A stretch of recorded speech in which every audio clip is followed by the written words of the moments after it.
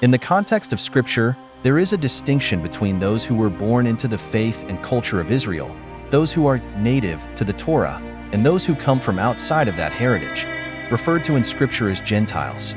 The Torah, God's commandments, were originally given to the people of Israel, His chosen nation. For those born into Israel, the Torah is not just a set of teachings to learn. It is the very foundation of their identity, culture, and life. To grow up in the Torah is to grow up with a deep understanding and commitment to God's laws, which permeate every aspect of life. For the native Israelites, the commandments were familiar from childhood, woven into their daily rhythms and family traditions. The understanding of God's laws was passed down through generations, and obedience to these laws was a sign of faithfulness to the covenant with God. They were called to be a light to the nations, Isaiah 42 verse 6, and were meant to exemplify God's holiness through their lives.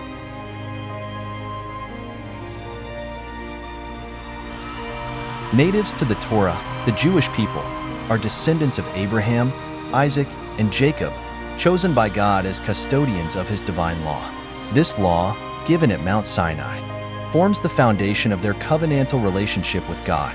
As bearers of the Torah, they are tasked with upholding its 613 mitzvot, commandments, which guide every aspect of their spiritual, moral, and communal lives.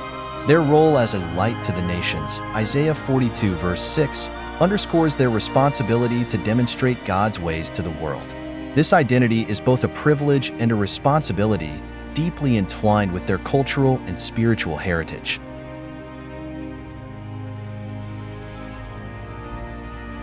The term Gentile, often translated from the Hebrew word goy, plural, goyim, originally refers to nations or peoples outside the covenantal relationship between God and Israel. In biblical contexts, Gentiles were often synonymous with pagans, those who worshipped other gods and lived outside the moral and spiritual framework defined by the Torah.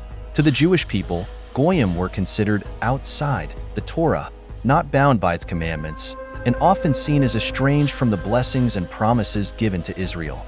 This outsider status was not merely cultural but spiritual, reflecting a separation from the covenant that defined the Jewish relationship with God. However,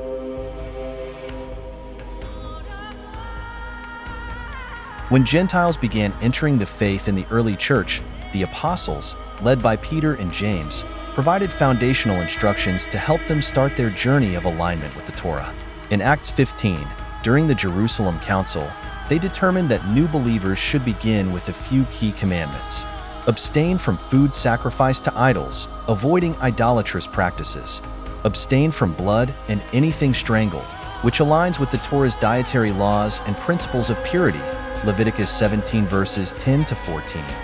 In modern terms, this includes avoiding forbidden foods like pork and shellfish, which are considered unclean, Leviticus 11. Abstain from sexual immorality, which reflects the Torah's emphasis on holiness and purity in relationships, Leviticus 18. These instructions were not a replacement for the Torah but a starting point. The idea was that if Gentile believers could faithfully observe these foundational principles, they would gradually learn and embrace the rest of the Torah over time. This approach allowed new believers to grow in their faith while being grafted into the olive tree. The apostles also upheld the importance of keeping the Sabbath and observing the biblical festivals commanded in the Torah. These practices, including Passover, Shavuot, Pentecost, and Sukkot, tabernacles, serve as markers of God's covenant and reminders of His redemptive plan. By keeping these commandments, new believers could grow in their understanding of the Torah and reflect their commitment to God's holiness.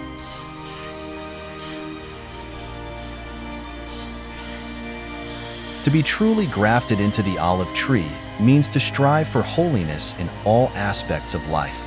Jesus called His followers to go beyond external obedience to the law and live by its deeper principles. For example, sexual purity. Jesus taught that even lustful thoughts violate the spirit of the commandment against adultery, Matthew 5 verses 27 to 28. Honesty. He emphasized that integrity should be so foundational that one's yes or no is sufficient without oaths, Matthew 5 verse 37. Love and forgiveness. The Torah commands love for one's neighbor, but Jesus expanded this to include love for enemies, Matthew 5 verses 43 to 44. By raising the standard, Jesus showed that the Torah is not just about external actions, but about transforming the heart. To follow Jesus is to reject the world's values, including materialism and pagan influences, and to embrace the Torah as the framework for holy living.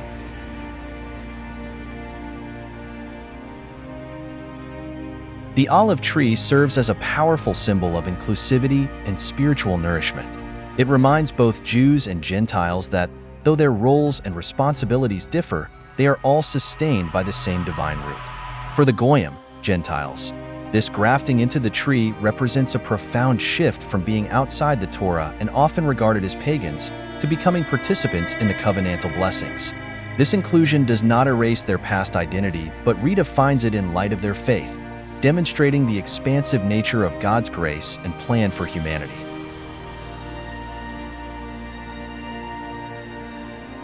Easter and Christmas are examples of traditions with pagan origins that many believers have adopted, often without realizing their roots.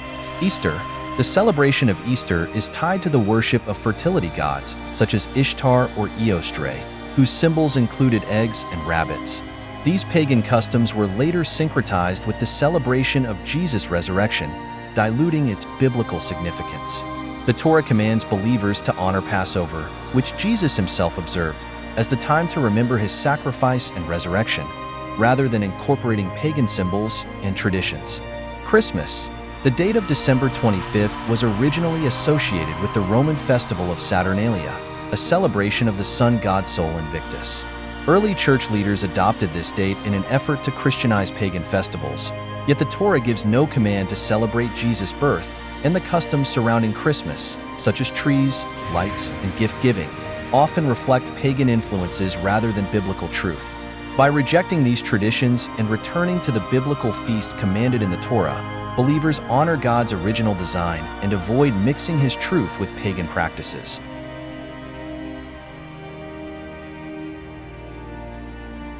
The observance of Sunday as the primary day of worship originated in the early centuries of the Church, influenced by Roman culture and Emperor Constantine. In 321 CE, Constantine officially decreed Sunday as a day of rest, aligning it with the worship of the sun god. This marked a departure from the Torah's command to keep the seventh day, the Sabbath, holy. Despite the clear biblical mandate, many churches today continue this tradition, disregarding the commandment to honor the Sabbath as a sign of the covenant between God and his people. Exodus 31 verse 13. To be truly grafted into the olive tree, believers must return to the observance of the Sabbath and reject the traditions of man that have replaced God's commandments. Jesus himself kept the Sabbath and called his followers to do the same. He declared that the Sabbath was made for man, affirming its importance for rest, worship, and renewal. Mark 2 verse 27.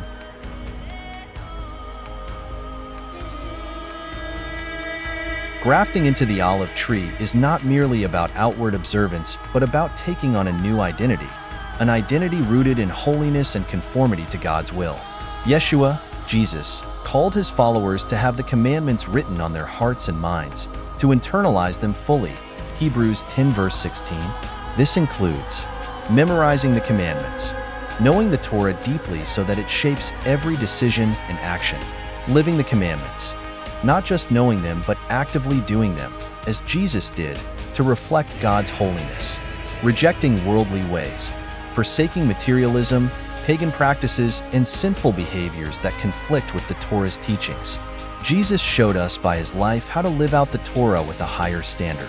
He raised the bar, teaching that even our thoughts and intentions must align with God's will. For example, avoiding not just adultery but lust, not just murder but hatred, and loving not only neighbors but enemies. Matthew 5 verses 21 to 48. This higher standard calls us to holiness, as God is holy. Leviticus 19 verse 2.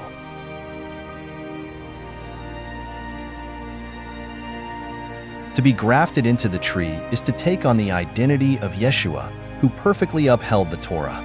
It is to align our lives with his, rejecting the world's traditions and instead walking in the path of holiness he demonstrated. This involves not only keeping the Sabbath and biblical feasts, but also teaching others to do so.